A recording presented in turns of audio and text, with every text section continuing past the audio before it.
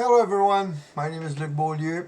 Welcome to this other installment of the Wrestling Analyst.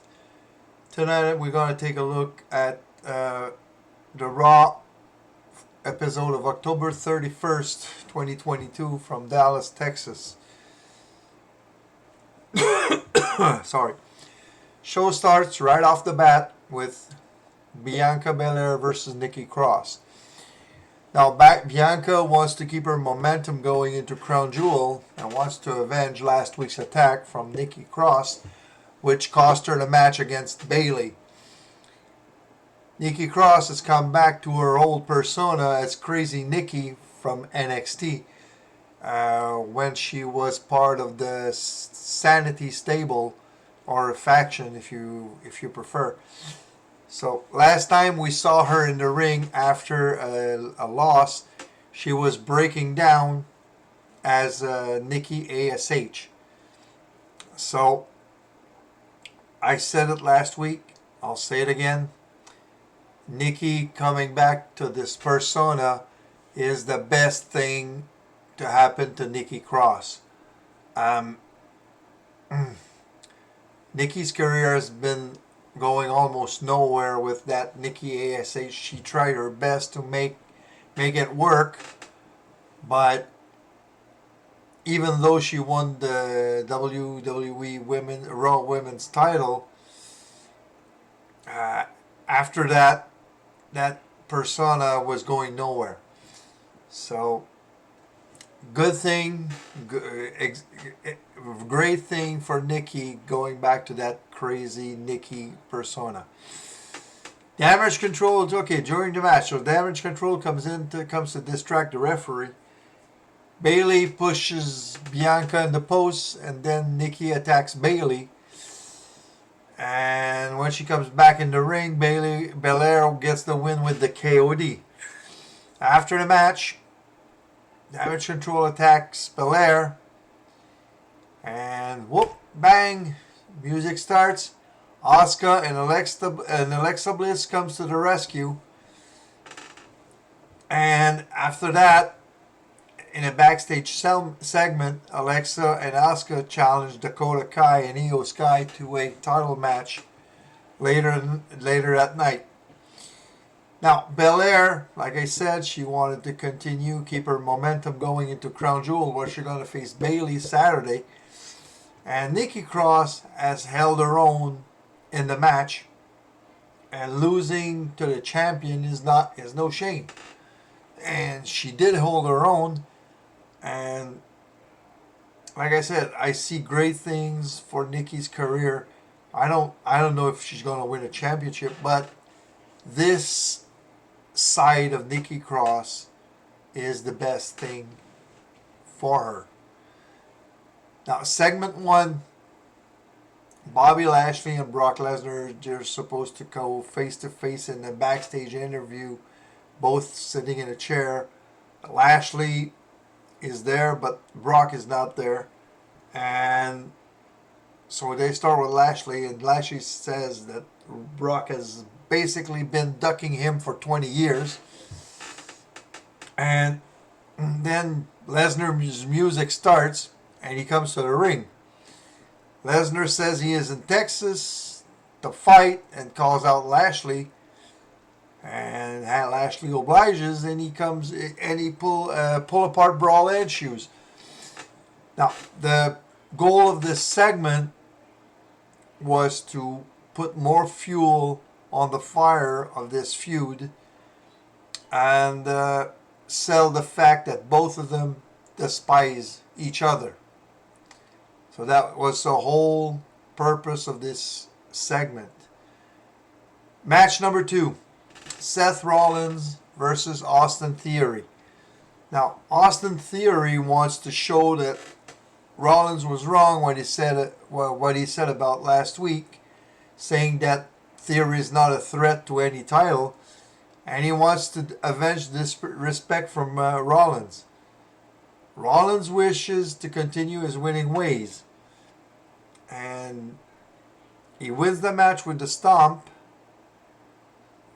So Austin Theory had one win in the last maybe 2 months, and he's still Mr. Money in the Bank. And for now, the storyline with him and Gargano seems to be on a hiatus. We'll see if they come back to that later on, or if they have something else for Theory in the coming weeks. Now, Rollins with the blonde hair, that, and he was like showing it to everyone. It was like, are we going to see a face Seth freaking Rollins in the near future? That could be. So, we'll see how it goes.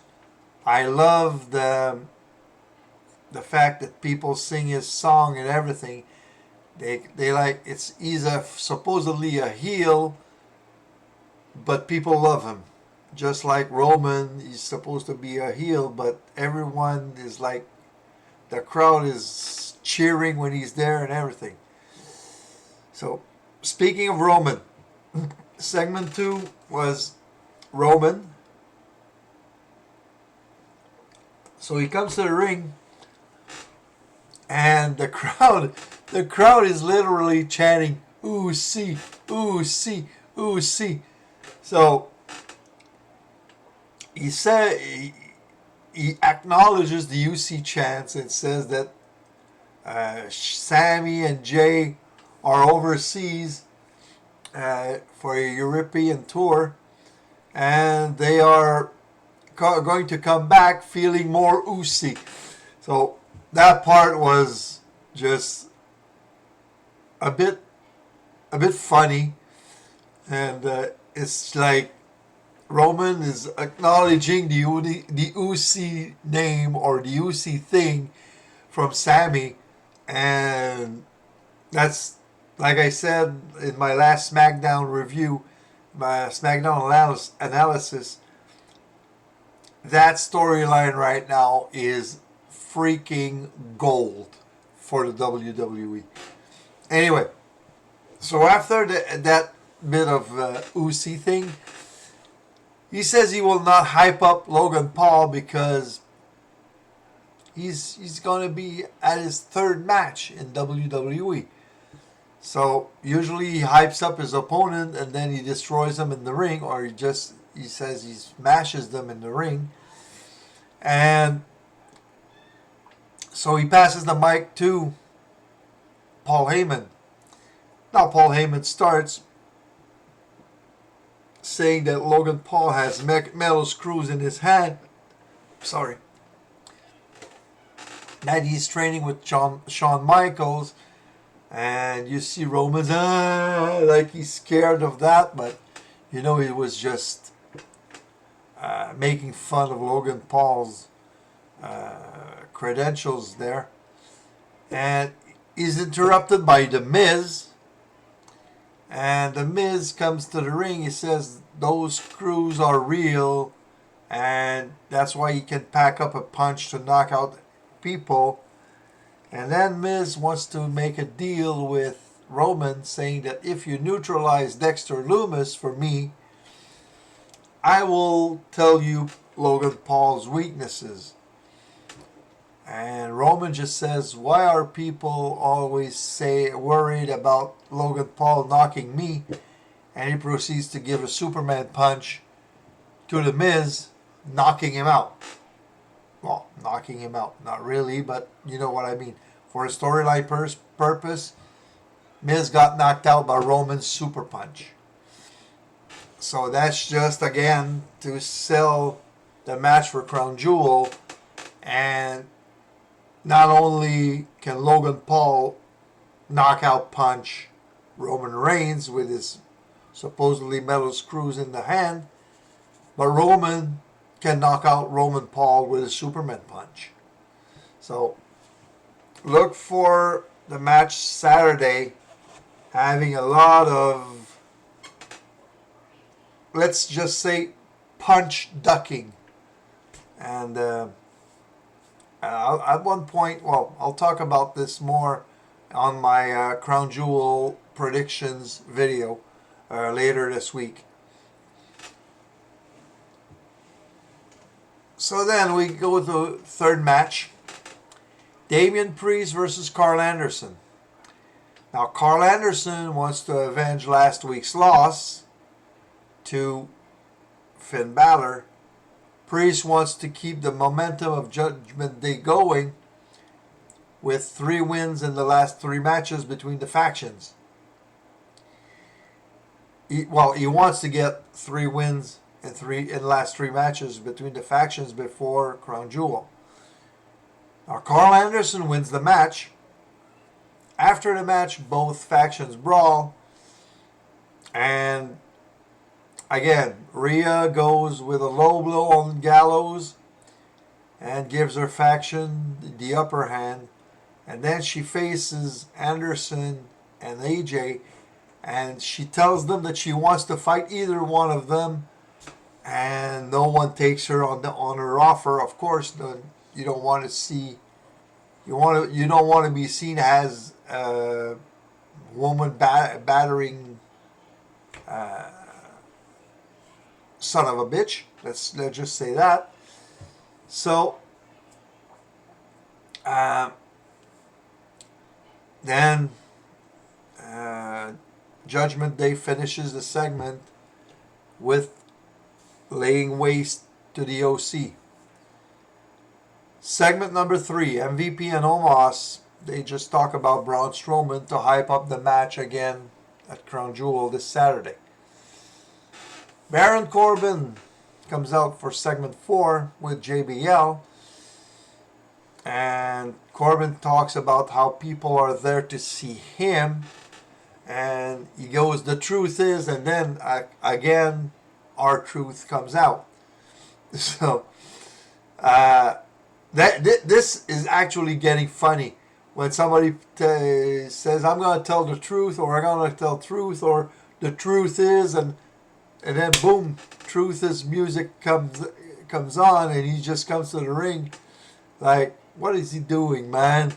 And so that is starting to be a trend on Raw, that when Truth hears his name, he just comes out. And small fight ensues between the two of them, and Corbin gives Truth the end of days to lay him out in the ring. So that segment was just not really a match between the two of them, but again, it's to show that Corbin can be a dominating figure in the future. Match number 4, Matt Riddle versus Otis. Now, that match was a trick or street fight match, which is basically meaningless, and Riddle wins the match. But that was just for entertainment purpose. That's a Halloween classic, so that's not really that was not really a meaningful match. Let's just say it like that. Segment 5, Damage Control. They talk about the tag team title match later that night, saying that Asuka and Bliss don't deserve the match, but as fighting champion, they will give them the match and they will destroy them. And so that's basically it. That was to hype up the main event. Match number 5, The Miz versus Mustafa Ali. Now, Miz was Superman punched earlier in the night, and he's still selling the blow. Ali wants to gain momentum in order to challenge Seth Rollins for the United States title. Now, during the match, Dexter Lumis grabs Miz from behind, and then when he sees that security is coming for him, he just takes off. He just runs. And Ali gets the win after Lumis's distraction. Segment 6, so basically that just follows up on the Miz and Dexter Lumis's storyline, and Ali gets a big win against the Miz, former Intercontinental Champion, former Grand Slam winner, So that just builds them up again a little bit. Segment 6, Johnny Gargano's tell-all interview. Now, this was almost a parody of a conspiracy theory, and he said that Miz was paying Loomis to stalk him and everything, and at one point Miz stopped paying Loomis, and so Loomis wants his money and things like that. So we'll see where all this goes. But this was like like I said, a parody of a conspiracy theory. So we'll see next week how all this goes and where all this storyline goes. Match number 6 and the main event, Damage Control versus Alexa Bliss and Asuka for the WWE Women's Tag Team Championship. Bliss and Asuka wants to avenge the injuries they had 3 weeks ago at the hands of Damage Control.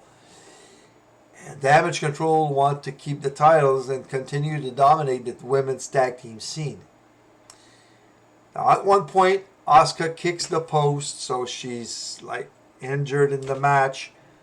And later on in the match, Asuka has the Asuka lock on Io, and referee's distracted, and Io Sky tapped out, but referee wasn't there for the decision.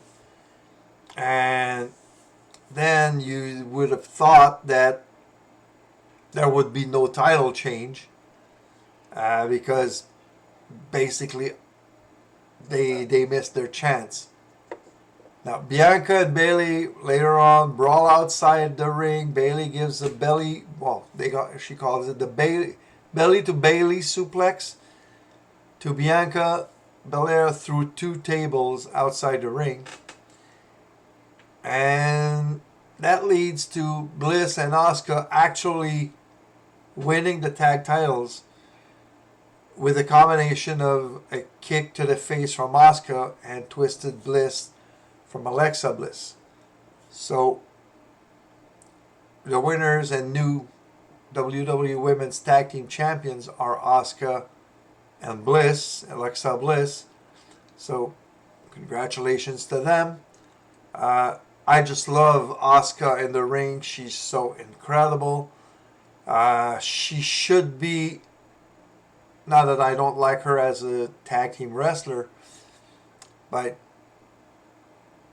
they should come back to Asuka NXT version. Maybe in the future. I hope so. But for now, that war between Bianca Belair, Alexa Bliss, and Asuka on one side and Damage Control on the other side, I find that very good and very refreshing to see like 2 factions of women having war on each other, because you see that a lot with men. Judgment Day, the OC right now, Judgment Day with Ray and Edge. But to see that on the women's side is very refreshing. And I hope we see a lot of women coming back right now. We see more women matches and on Raw and on SmackDown. And you see a lot of people coming back in the last few weeks. Where is this going to go? Because at one point you cannot have, even if you have Raw, SmackDown, NXT, you cannot have 200 wrestlers on your roster, or 300 or 400.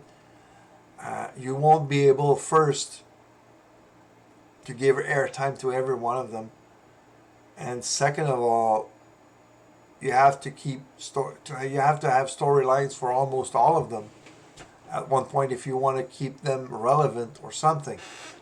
And we'll see how it goes.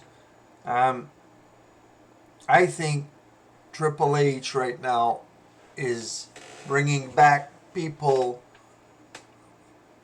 that were gold for him in NXT. I'm thinking about Gargano. I'm talking about uh, Dakota Kai, all the Kirk Karrion Cross. I'm sure you would love to bring back Keith Lee, and but we'll see how it goes. Um, so basically, that's my analysis of Raw. If you have any questions, don't hesitate. Uh, my email, write to me by email, leave a comment, and please give a like if you like this video. Subscribe to the channel, turn on the notifications, and I'll see you later this week with my Crown Jewel predictions video. Have a nice evening.